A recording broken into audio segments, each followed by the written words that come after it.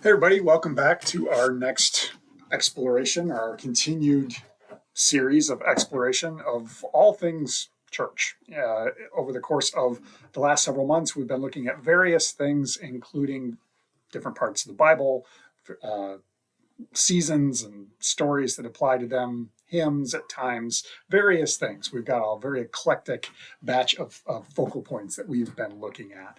This particular time around, and perhaps next week as well, we don't exactly know how long this one's going to, if it'll be 1 week or if it'll be a couple of weeks, is based off of a poster that actually hangs in the room where our adult class meets and has their discussions. And it has to do with the book of Proverbs. And it's a listing of different verses from the book of Proverbs that are intended to have wise and happy life, is basically the gist of the poster itself. But because of that, we're going to zero in on the idea of Proverbs as a whole. And that is what this video is going to be aimed at. So I'm going to give you kind of an overview of the book of Proverbs in general, not necessarily just the verses that are listed on that particular poster, but the idea of Proverbs, just kind of the background, the various sections, who's it's attributed to, things of that nature. And then I'm going to wrap up with a couple of brief little snippets of things that make me go and something that kind of makes me laugh. That more on that in a bit. So that's kind of what this one is going to be aimed at. And again, in terms of what's going to come next, we don't know. The discussion may carry over into an extra week, in which case I won't do a video next week, or it may be something different. I'm waiting to hear from the group of what they want to look at next. So more on that, I guess, when the next video comes around. So with that being said, let's talk about the book of Proverbs. Proverbs is an Old Testament book, or a Hebrew Scriptures book, aimed at passing along or imparting wisdom. In some ways, it can be lumped in with the book of Ecclesiastes, also that comes right after it within the Old Testament, and also the book of Job. And if you're familiar with the book of Job, it's 5 different individuals basically arguing over the wisdom of who is to blame for hardships that we experience in life. So some people will take all 3 of those books and kind of put them together. Now, additionally, scholars, predominantly Jewish scholars, place those 3 books in a group that's known as the wisdom books. And it includes also the book of Psalms, the Song of Solomon, and Sirach. Now, Sirach might not be familiar to you. Sirach is a part of something that's called the Apocrypha, which is a group of scriptural texts which we do not include as quote unquote biblical, but they are important within the Torah or Jewish teaching, Jewish understanding. So that's where Sirach comes from. And there's some other ones involved in that. That might be something to explore in future videos as well, but that's what Sirach is part of. So, speculation on my part here, but I believe that this grouping of these different books, the 3 initial ones, and then the other ones that I included as well, is because of the connection of these books to mainly Solomon, but also David to a certain point, especially with Psalms, and their importance in the history of Israel as a nation and the monarchy, and the connection between the culture and the nation and the religion of Israel, kind of all of the above. So that's my thought, but don't quote me on that because I'm not an expert on that front. Now, let's get into Proverbs itself, an overview. Proverbs is 31 chapters long, so it's kind of lengthy. Little side note to that, in the daily Bible readings that I do, I've got one that has that's divided up into daily readings every day for the year to cover the entirety of the Bible, and includes an Old Testament reading, a New Testament reading, and then either a section of Psalms or Proverbs. So occasionally, of course, there's way more Psalms than there are Proverbs. So maybe about 1 out of every 7 or 8 days, I have a section of Proverbs that comes in with that, including today. I actually had a proverb, so I thought that was kind of funny. But that's just a little personal side note. 31 chapters long, and I would divide the book of Proverbs into 4 different sections. Now, first I'm going to list them, what the sections are, and then I'll say a little brief snippet about each one and kind of why I think that's important. So the first section is chapter 1 through 9, which seems to be a father passing along wisdom to his son. Then we have chapters 10 through 24, which are called the wisdom of Solomon, likely recorded by court scribes and evidence of his God-given wisdom. More on that in a bit. Chapters 25 through 29 are also known as Proverbs of Solomon, but recorded by King Hezekiah of Judah, so later after the fact. And then finally, the last two chapters, chapter 30 and 31, which are Proverbs given by two different oracles, one guy named Aser, son of Jakeh, and King Lemuel from his mother. So that's the four sections. Now, first section, which is chapters 1 through 9, father passing along wisdom to his son. The opening 7 verses of the first chapter really serve as an introduction and a reminder that the ideas of things like wisdom and knowledge and righteousness and etc., things of that nature, are to be desired, and they flow from a healthy respect. Sometimes you call it a fear of the Lord. So recognizing that God is more than we are, God is bigger than we are, and having that healthy respect for God. That's the beginning of wisdom, the beginning of knowledge, the beginning of righteousness, all of the above.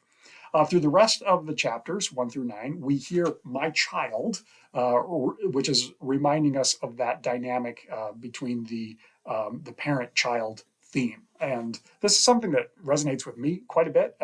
As a parent of young adult children, I kind of pass this type of thing along all the time. I often tell my kids, learn from my experience, aka learn from the mistakes that I've made. Because wisdom, as I think about what is wisdom, it's gained through experience, oftentimes experiencing that which wisdom would tell you not to do in the first place. When we look at a book that's attributed to Solomon, now it's certainly plausible that this is the case, because his hold on, I was getting ahead of myself there. It's plausible that this first section is Solomon passing along wisdom to one of his sons, specifically Rehoboam, who would succeed him as king. Now, if you know the story of Rehoboam, didn't seem overly wise, and under his watch, the kingdom of Israel was divided into the northern and southern kingdom. So the kingdom divided under Rehoboam, so whatever wisdom Solomon was trying to pass along didn't seem like it took very well, but who knows on that front. So that's the first section. Now, the second section lends support to Solomon's God-given wisdom. Now, I'm going to reference back to 1 Kings when we hear more about Solomon. In 1 Kings chapter 4, verses 29 through 34, we hear things like this. God gave Solomon very great wisdom, discernment, and breadth of understanding, as vast as the sand on the seashore. We hear in that section that he composed 3,000 parables, and his songs numbered 1,005. And that people came from all nations to hear the wisdom of Solomon. So it stands to reason that at least 15 chapters, if not more, could certainly have come from Solomon and his wisdom. Section 3, where we hear also from Solomon, but recorded by King Hezekiah. King Hezekiah was king of the southern kingdom of Judah. So after the fact, actually about 200-ish years after Solomon. And it's thought that he was actually king of the southern kingdom of Judah when Assyria came to prominence and dominated over the northern kingdom of Israel. So Hezekiah was king of Judah in the south, and we think under his watch was when things were happening more in the north, like the Assyrian exile and all of that. But these are wisdom teachings that actually originated from Solomon that then he recorded in his kingdom. Final section, those last two chapters, each have authorship from an unknown person. They're named Aser and then King Lemuel, but we don't know anything about them. It is thought that they might be foreigners, but that they exhibited wisdom, and for whatever reason that was recorded in this as well. So just a couple of chapters there right at the tail end of the book, but we don't know a whole lot about the authorship. So that's kind of an overview of Proverbs as a whole. Now, I'm going to wrap things up with a quick word and something that makes me chuckle, a joke perhaps, that of wisdom itself as an idea. Now, the word wisdom that we have here in the book of Proverbs, as well as in other places, comes from the Hebrew word kokma.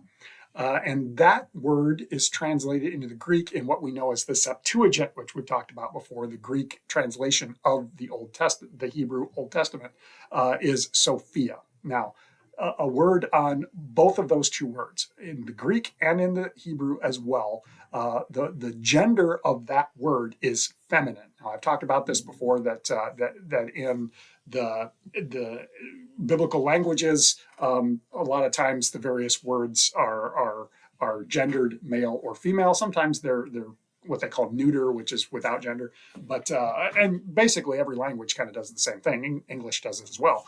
But both of those two words are feminine. Now, there's a fair amount of biblical language or themes or occurrences that point towards wisdom as general, or wisdom in general, the idea of wisdom, as well as God's infinite, perfect wisdom, as being a feminine trait. And scholars have gone so far as to suggest that wisdom might be representation of the feminine aspects of God. Now, if we think all the way back to Genesis 1, when we hear that humanity is made bearing the divine image, bearing the image of God, and that humanity is made both male and female, this is perhaps one of those aspects of bearing the divine image of God, is the feminine aspect of wisdom.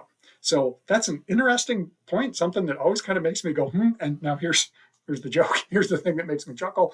In my opinion, this should solve the long debate that women truly are more wise than men, because men, let's face it, we do dumb stuff. We don't think things through. Women tend to be smarter.